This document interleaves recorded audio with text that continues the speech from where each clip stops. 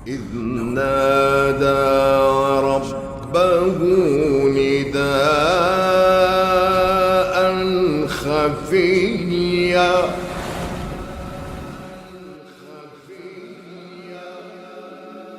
Diriwayatkan dari Abi Hurairah radhiyallahu anhu, beliau berkata, Rasulullah sallallahu alaihi wasallam bersabda, Innallaha ta'ala tayyibun la yaqbalu illa tayyiban wa innallaha amarul mu'minina bima amara bihil mursalina. Sesungguhnya Allah Ta'ala itu baik, tidak menerima kecuali yang baik-baik. Dan sesungguhnya Allah perintahkan orang-orang yang beriman dengan perintah yang sama yang ia berikan kepada para rasul. Maka dalam Al-Quran Allah berfirman, Ya ayyuhar rusulu kulu minat tayyibati wa'malu salihah. Wahai para rasul, makanlah kalian dari yang baik-baik dan kerjakanlah amal yang soleh. Dan ketika memerintahkan orang yang beriman, Allah berfirman, Ya ayyuhalladzina amanu kulu min tayyibati ma razaqnakum. Wahai orang-orang yang beriman, makanlah dari yang baik-baik yang telah kami berikan rizki kepada kalian. Kemudian Rasulullah lanjutkan, Dzakarar rajula yutilus safara asy'atha aghbara yamuddu yadayhi ilas sama. Ada seorang pria yang memperpanjang perjalanan musafirnya. Yang kita tahu bahwa salah satu kondisi di mana doa kita mustajabah adalah dalam perjalanan musafir. Seorang musafir doanya mustajabah. Rasulullah sebutkan ada seorang pria yang perjalanan safarnya itu sangat jauh. Asy'atha aghbara yamuddu yadayhi. Sedemikian lamanya dalam perjalanan sampai penampilannya itu acak-acakan dan sudah berselimut debu.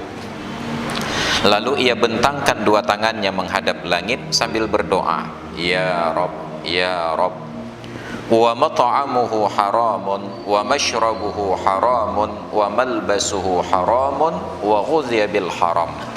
Padahal sumber makanannya haram, sumber minumannya haram, pakaiannya haram, dan diberikan gizi dari harta-harta yang haram. Fa anna yustajabu lahu. Lalu bagaimana Allah akan kabulkan doanya? Bahkan seorang musafir yang sepatutnya doa yang ia panjatkan kepada Allah mustajabah, terhalangi istijabah doa tersebut disebabkan karena perkara-perkara haram yang terjadi padanya, pada minuman, pada pakaian, pada makanan, dan pada sumber gizi yang lain. Maka kita sudah kaji sebahagian dari hadis tersebut. Pada pertemuan yang lalu ada dua kategori. Yang pertama halal dan yang kedua tayyib. Yang halal belum tentu tayyib, yang tayyib belum tentu halal.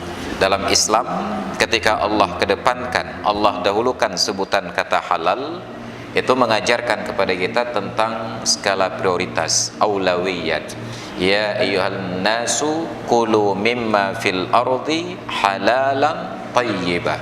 Wahai orang yang beriman, wahai sekalian manusia, makanlah apa yang terdapat di bumi dengan dua standar. Yang pertama halal, yang kedua tayyib. Ketika Allah sebutkan urutan dalam Al-Quran, itu menunjukkan prioritas. Sama seperti dalam surat Al-A'raf ayat 26, ketika Allah menjelaskan tentang pakaian, Ya bani Adam qad anzalna alaikum libasan yuwari sawatikum warisha. Wahai anak keturunan Adam, sungguh kami telah turunkan kepada kalian pakaian yang dengan pakaian tersebut kalian menutup aurat dan kalian jadikan sebagai perhiasan. Jadi pada fungsi pakaian ada dua. Yang pertama menutup aurat, dan yang kedua menjadi perhiasan. Itu skala prioritas dalam Islam ketika kita kenakan pakaian. Jadi begitu ada pakaian yang kita pakai, yang kita kenakan, tanyakan lebih dahulu, apakah pakaian itu sudah menutup aurat ataukah belum? Oh sudah ada standar yang pertama. Persoalan gagah tidak gagah, cantik tidak cantik, anggun tidak anggun, itu perkara yang kedua. Warisha, dan fungsi pakaian yang kedua apa? Keindahan. Dan keindahan itu tidak boleh mengalahkan prioritas yang pertama. Jangan demi terlihat cantik dan tampan kemudian kita korbankan perkara menutup aurat. Jangan demi nilai gizi yang tinggi lalu kita abaikan standar halal di dalam bab makanan. Maka dilanjutkan dalam kajiannya. Kaifa yakunul amalu maqbulan thayyiban? Pertanyaannya, kalau Allah menyatakan tidak menerima amalan kecuali yang baik-baik, lalu bagaimana menjadikan standar amalan kita sebagai amalan yang diterima dan baik? Maka dijawab, inna min a'dhami ma yaj'alu 'amalal mu'mini thayyiban maqbulan thayyibu mat'amihi wa hilluhu wa fil hadisi dalilun ala anna al-'amala la yuqbalu illa bi aklil halal. Perkara yang paling utama yang menjadikan pekerjaan seorang mukmin menjadi baik dan diterima adalah baiknya kualitas makanan dari sisi halal dan haram, kemudian baru dari sisi sumber nutrisi yang terdapat di dalamnya. Mat'amuhu wa hilluhu, makanannya dan halalnya. Dalam hadis sudah dinyatakan, wa anna yustajabu lahu, makanan halal, makanan haram, minuman haram, pakaian haram, gizinya haram, bagaimana mungkin doanya diterima? Wa annal harama yufsidul amala wa yamna'u qabulahu, dan bahwasanya makanan yang haram merusak amalan dan menghalangi dari diterima oleh Allah Subhanahu wa taala.